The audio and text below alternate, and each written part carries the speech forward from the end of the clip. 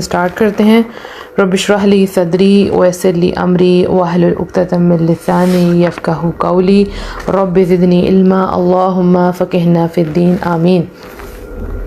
अल्हम्दुलिल्लाह आज हमारा डे 10 है अल्हम्दुलिल्लाह, और आज रमज़ान का भी डे 10 है। अगर हम समझें कि रमज़ान के 3 पोर्शंस हैं, यानी 1/3 हमारा रमज़ान आज कंप्लीट हो जाएगा, 10 रोज़े कंप्लीट हो जाएंगे। यहाँ पर एक पॉज लें, रुकें और सोचें कि क्या हक़ अदा हुआ, क्या हमने इबादत उस तरह से की, क्या हमें जिस तरह से अल्लाह सुब्हानहू तआला से मांगना चाहिए था वैसे हमने मांगा, और जितने हम एक्साइटेड थे रमज़ान के लिए क्या वाकई हमने उस हिसाब से इबादत की। और अगर ऐसा नहीं है तो फिर आज खुसूसी दुआ मांगे रब्बुल आलमीन जो आने वाला दिन है वो हमारे लिए बहुत बेहतरीन हो, और बाकी के जो 20 डेज़ रह गए रमज़ान के रब्बुल आलमीन हमसे आप बेहतरीन इबादत करवा लें। कोई भी इशू हो गया आपका, आप 10 दिनों में इबादत नहीं कर सके, या गाफिल हो गए, बेपरवाह हो गए, सुस्ती आ गई, जो टॉप ऑफ द लिस्ट होता है सुस्ती, तो अल्लाह सुब्हानहू तआला से दुआ करें, सुब्हानहू तआला हमें माफ़ फरमाए। खुसूसी दुआ करें, अस्तग़फिरुल्लाह पढ़ें, स्पेशली तहज्जुद के वक्त, सहरी के वक्त, और अल्लाह से बहुत दुआ करें क्योंकि ये वक्त तो दोबारा नहीं आना। पता नहीं अगले साल हमें नसीब होता है कि नहीं। और फिर पूरे साल हम इंतज़ार करते रहते हैं रमज़ान का, और ये ख़ास मौके इसमें दुआ कबूल होती है, तो इसको ज़ाया नहीं करना। आप दुआ मांगे अल्लाह ताला से कि अल्लाह सुब्हानहू तआला हमारे अगले बेस्ट दिन गुज़रे रमज़ान के, और जो कमियां हो गई हैं ना वो हमारी कमियां कोताहियां माफ़ हो जाए, और हमारा कम बैक बहुत अच्छा हो। अल्लाह सुब्हानहू तआला आप सबको तक़वा अता फ़रमाए, आमीन। जी, आज का टॉपिक आपके डिस्प्ले स्क्रीन पे है, पढ़ते हैं उसको। वअफ़ू बिल अहदी, कीप द प्रोमिसेस, अहद पूरा करो। सूरह अल इसरा, जिसका दूसरा नाम बनी इसराइल है, जो कुरान पाक की में 15th पारा में सूरह आती है, इसकी आयत नंबर 34 है। इसको मैं पूरा तर्जुमा आपके सामने पढ़ती हूँ इंशाअल्लाह। और यतीम के माल के करीब भी ना जाओ बजाय इस तरीके के जो बहुत ही बेहतर हो, यहाँ तक कि वो अपनी बलूगत को पहुँच जाए, और वादे को पूरा करो क्योंकि कौलो करार की बाज़ पुरस होने वाली है। तो यहाँ पे हमने क्या चीज़ पढ़नी है वो है कि हमें अल्लाह सुब्हानहू तआला की तरफ से हुक्म हुआ है कि हम अहद को पूरा करें, जो प्रॉमिसेस हैं वो पूरा करें, क्योंकि इसके बारे में सवाल होगा। अब यहाँ पे जो प्रॉमिस की बात है, ये 2 तरह के प्रॉमिसेस हैं। एक अल्लाह और उसके बंदे के दरमियान जो इंसान वादा करता है कि अल्लाह सुब्हानहू तआला मैं ऐसे नहीं करूँगी, मैं ऐसे करूँगी इंशाअल्लाह, और वो भी जो इंसान और इंसान एक दूसरे के साथ वादा करता है, दोनों के बारे में कहा गया कि हमें इसको पूरा करना है। अहद में दोनों चीज़ें आ जाती हैं। अब देखें, एक होता है कौली झूठ जो हम मुंह से बोलते हैं, ठीक है, और एक होता है अमली या फेली झूठ। तो ये जो बंदा प्रॉमिस पूरा नहीं करता, इसका मतलब ये है कि इसका अमली तौर पर ये झूठ बोल रहा है। यानी उसने किसी से कहा कि मैं तुम्हारा ये तुमसे वादा करता हूँ कि इस टाइम पर तुम्हें पैसे अदा कर दूँगा, या मैं तुमसे वादा करता हूँ कि ये बाद में किसी को नहीं बताऊँगी, लेकिन आप उसको पूरा नहीं करते। यानी कि आपने अमली तौर पर उसको ऑपोजिट किया, आपने झूठ बोला। और अल्लाह सुब्हानहू तआला को ये बात बिल्कुल पसंद नहीं। आपको पता है कि अल्लाह सुब्हानहू तआला जब अपनी सिफ़त के बारे में बात करते हैं तो बार बार आता है कि अल्लाह सुब्हानहू तआला वादा खिलाफ़ी नहीं करता। अल्लाह सुब्हानहू तआला किसी के जो वादा किया गया है आपसे, जन्नत का, जहन्नुम का, हर चीज़ का, वो चीज़ पूरी होगी। अगर अल्लाह सुब्हानहू तआला कहते हैं कि आपको मदद आएगी तो मतलब मदद आएगी। अल्लाह सुब्हानहू तआला कहते हैं कि आप सुरखरू होंगे तो मतलब आप सुरखरू होंगे। तो अल्लाह ताला के तमाम अहद और वादे सच्चे हैं। इसी तरह रसूलुल्लाह सल्लल्लाहु अलैहि वसल्लम ने भी अपने इरशादात के ज़रिए जो प्रॉमिसेस के बारे में उसकी अहमियत को उजागर किया है, और जो मुनाफिक की निशानियाँ बताई हैं उनके बारे में हम पढ़ते हैं कि मुनाफिक की जो निशानी ये होती है कि वो वादा खिलाफ़ी करते हैं। इरशाद मुबारक है, हज़रत अबू हुरैरा रज़ियल्लाहु अन्हु से रवायत है कि रसूलुल्लाह सल्लल्लाहु अलैहि वसल्लम ने फरमाया, मुनाफिक की 3 अलामतें हैं, यानी 3 निशानियां हैं। जब बात करे तो झूठ बोले, जब वादा करे तो खिलाफ वर्जी करे, और जब इसके पास अमानत रखवाई जाए तो इसमें ख़यानत करे। ये सही मुस्लिम की हदीस है। यानी मुनाफिक उस शख्स को कहते हैं जो सामने से कुछ और है और अंदर से कुछ और है। तो अगर आपने किसी मुनाफिक को पहचाना, आइडेंटिफाई करना है, तो वो 3 निशानियाँ उसकी बताई गई हैं। नंबर 1, जब भी बात करेगा तो वो झूठ बोलेगा। और झूठी कस्में तो मतलब आम बात है ना, तो जो भी बंदा झूठ बोलता है आप समझ लें मुनाफिक है। जो कह रहा है अंदर से वो वैसा शख्स नहीं है। तो आप उसकी किसी भी बात पे एतबार नहीं कर सकते। जब आप एतबार नहीं कर सकते तो फिर आप उसके साथ कैसे डीलिंग कर सकते हैं? कोई भी इंसान ऐसे शख्स के साथ डीलिंग करना पसंद नहीं करेगा। अब आप देखें, आप दुकानों पर जाएँ तो आम है अपना माल बेचने के लिए झूठ बोलते हैं।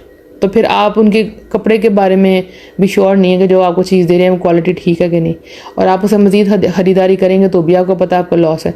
तो जो बंदा झूठ बोले समझ आए वो मुनाफिक है। हम उसकी किसी भी चीज़ पर यकीन नहीं कर सकते। और उसकी जो दूसरी अलामत है वो क्या है कि जब वादा करे खिलाफ वर्जी करे, वादा करे तो पूरा ना करे। बाकी ममालिक का तो मुझे नहीं पता, लेकिन हमारे पाकिस्तान में ये चीज़ बहुत आम है, वादा खिलाफ़ी करना। वादा किया है इस टाइम आपने इस जगह पे पहुंचना है, इतने बजे मीटिंग है, आपने वहाँ होना। आम है कि वादा खिलाफ़ी की जाए और इसको समझा ही नहीं जाता कि ये कोई बहुत बड़ी बात है। कहा गया कि आपको पैसे दिए जाएंगे इस डेट को आप लेने आ जाएं, और चक्कर काटे जा रहे हैं, चक्कर काट ली, वादा खिलाफ़ी। फिर इसके बाद आप देखें, जैसे अब ईद आ रही है तो आप कपड़े देंगे जब टेलर को, दर्जी को, तो वो आपको कहेगा कि बाजी आपको इस दिन तो मिल ही जाएंगे, मेरा आपसे वादा रहा। और आप फिर दोबारा जाएंगे तो आप कहेंगे बाजी बस 1 घंटा रह गया, बाजी बस 5, बाजी आप कल लें। यानी कि ये चीज़ आम है, क्योंकि लोग इसको सोचते ही नहीं कि कितना बड़ा गुनाह है। अल्लाह सुब्हानहू व तआला ने माफ़ फरमाए, और ये निशानी होगी मुनाफ़िक़त की। ठीक। और उसके बाद तीसरी बात क्या कही, तीसरी निशानी क्या? और जब इसके पास अमानत रखवाई जाए तो इसमें ख़यानत करे। यानी कोई चीज़ आपके पास अमानत रखिए, या कोई बात या कोई राज, ये सब चीज़ें ना आपके पास जो चीज़ रखवाई जाए वो चीज़ भी हो सकती है, आप उसमें कोई चीज़ खा नहीं सकते। ये नहीं कह सकते कि सॉरी आपकी चीज़ मेरे पास थी, आपके सोने की चीज़ मेरे पास थी लेकिन वो गुम हो गई, या मैं कहीं पहन के गई हूँ तो गुम हो गया। आप ऐसा नहीं कर सकते। फिर अगर आपको कोई राज बताया जाए और कहा जाए कि ये अमानत है आपके पास, अपने पास ही रखिएगा, या आपको कहा जाए कि जब तक ये मामला तय ना हो जाए तब तक ये बात आप पे अमानत है, और आप डिस्क्लोज़ कर दें, तो इसका मतलब है कि आप मुनाफिक हैं। और आपको पता है कि जब जहन्नुम में डाला जाएगा सबसे पहले तो किसको डाला जाएगा? वो मुनाफिक ही होंगे। उनमें कहा गया कि जो हाफिज़ कुरान होगा, आलिम दीन होगा, उसने ये सब कुछ शो ऑफ के लिए किया, मतलब वो मुनाफिक, तो सबसे पहले उसको फेंका जाएगा। जिसने सदका दिया और वो दिखावे के लिए दिया वो भी मुनाफिक है, वो भी फेंका जाएगा। और फिर जो अल्लाह की राह में शहीद हुआ लेकिन उसका मतलब ये था कि उसको जाने के बाद सब लोग उसको शहीद कहें, उसकी वाह वाह हो, वो भी मुनाफिक है, वो भी डाला जाएगा। तो यहाँ पे मुनाफिक की 3 और निशानियाँ बताई गई हैं। तो अल्लाह सुब्हानहू व तआला से दुआ किया करें कि अल्लाह सुब्हानहू व तआला हमें मुनाफिकत से बचाए। और अगर हमसे ऐसा गुनाह हो गया है अब तक तो अल्लाह सुब्हानहू व तआला हमें माफ़ फरमा दे, क्योंकि समटाइम इंसान को इल्म नहीं होता, अच्छा ये भी कोई गुनाह है, इसको समझा नहीं जाता। जैसे कि अक्सर मुझे क्वेश्चंस आते हैं इस बारे में, पॉर्न एडिक्शन के बारे में, कि हमें गंदी मूवीज़ देखने की आदत है, और क्या मतलब उनको ये नहीं पता होता कि ये गुनाह है, क्या वाकई हमें नहीं देखनी चाहिए।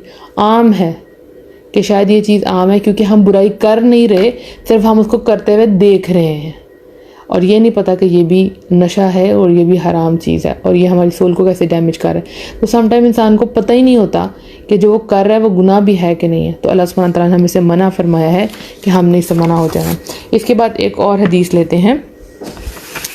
रसूलुल्लाह सल्लल्लाहु अलैहि वसल्लम ने फरमाया, मेरी 6 बातें मान लो, मैं तुम्हें जन्नत की ज़मानत देता हूँ।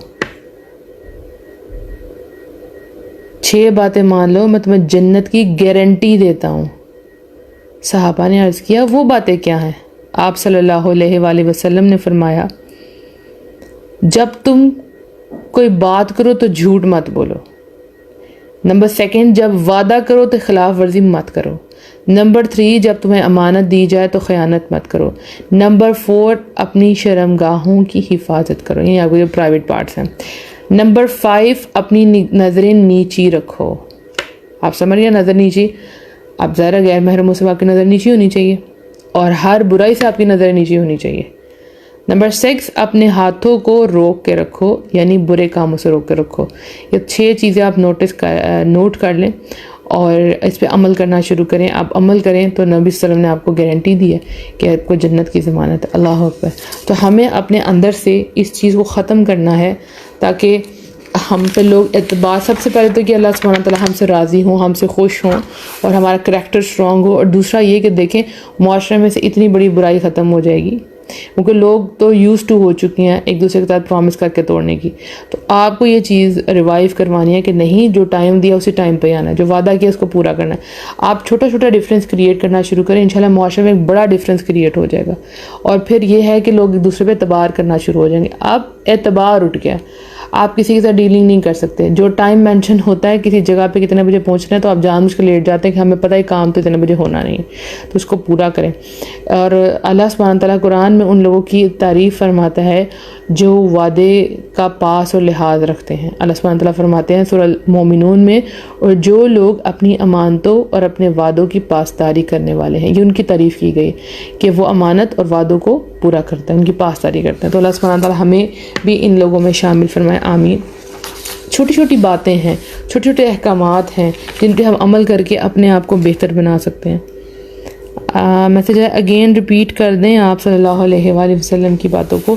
जी, नबी सल्लल्लाहु अलैहि वसल्लम ने गारंटी दी है 6 बातों, अगर आप 6 बातों पे अमल करते हैं तो आपको जन्नत की ज़मानत दी गई है। नंबर 1, जब तुम कोई बात करो तो झूठ मत बोलो। नंबर 2, जब वादा करो खिलाफ वर्जी मत करो। नंबर 3, जब तुम्हें मानत दी जाए तो ख़यानत मत करो। नंबर 4, अपनी शर्मगाहों की हिफाजत करो। नंबर 5, अपनी नज़रें नीची रखो। नंबर 6, अपने हाथों को रोक के रखो, यानी बुरे कामों से रोक के रखो। तो मैं कहती हूँ छोटी छोटी बातें हैं जिन पर हम अमल करके अपने करैक्टर को मजबूत बनाते हैं और अल्लाह सुब्हानहू व तआला की नज़रों में हम बेहतर हो जाते हैं। हमारा ये जो सारा काम है, हम जो भी काम कर रहे हैं वो किसके लिए कर रहे हैं कि अल्लाह सुब्हानहू व तआला हमसे राज़ी हो जाए, हमसे मोहब्बत करे और हमें जन्नतुल फिरदौस में जगह दे, हमें अपना दीदार नसीब करे।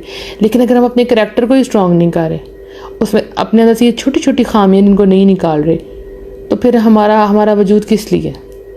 फिर हम सिर्फ ज़ुबानी मुसलमान हैं, सिर्फ ज़ुबानी मोहब्बत का इकरार करते हैं, इजहार करते हैं, इस मोहब्बत का कोई फ़ायदा नहीं। जैसे एक बिल्डिंग को छोटी छोटी ईंटें हैं जो इस बिल्डिंग को खड़ा करती हैं, बिल्डिंग ब्लॉक्स हैं। तो ये जो आपको करैक्टरिस्टिक्स सिखाई जा रही हैं, जो आपको बातें बताई जा रही हैं, जो कुरान से लिया जा रहा है, ये वो बिल्डिंग ब्लॉक्स हैं जो आपकी अमारत को मजबूत करेंगी और खड़ा करेंगी। तो जहाँ जहाँ आपकी कमी है उसको पूरा करते जाएँ, वरना बिल्कुल ऐसे जैसे अमारत के अंदर कोई होल हो जाता है, उसकी खूबसूरती ख़त्म हो जाती है। और ये भी शक होता कि शायद अमारत जो है पूरी घिर ही जाए। सो अपने आप को बेहतर बनाएं, छोटी छोटी बातें इन पर अमल करें। अल्लाह सुब्हानहू व तआला हम सबको तौफीक अता फरमाए कि हम अहद पूरा करें और जो हमने अहद तोड़ दिए हैं उनकी माफ़ी मांग लें। एक अहद जो है जो हमने अल्लाह सुब्हानहू व तआला से किया उसकी माफ़ी मांगे। अगर तो आपने कसम खाई है तो कसम का तो फिर आपको कफ़ारा अदा करना पड़ेगा, राइट। लेकिन अगर आपने अल्लाह से सिर्फ वादा किया है तो फिर अल्लाह सुब्हानहू व तआला से माफ़ी मांगे। और अगर बंदों के साथ आपने वादा किया और पूरा नहीं किया और आपको लगता है कि आप पूरा नहीं कर पाएंगी, तो उनसे पहले माज़रत कर लें कि मुझे माफ़ फरमा दें, मैंने आपसे ये टाइम लिया था लेकिन इस टाइम पे कर नहीं पाऊँगी, तो प्लीज़ आप मुझे माफ़ कर दें। अल्लाह सुब्हानहू व तआला हम सबको बेहतरीन रास्ते की तरफ चलाए और इस्तिकामत अता फरमाए, आमीन। दुआओं में बहुत याद रखिएगा। व आखिर दावाना अनिल हम्दुलिल्लाहि रब्बिल आलमीन। अस्सलामु अलैकुम व रहमतुल्लाहि व बरकातुहू।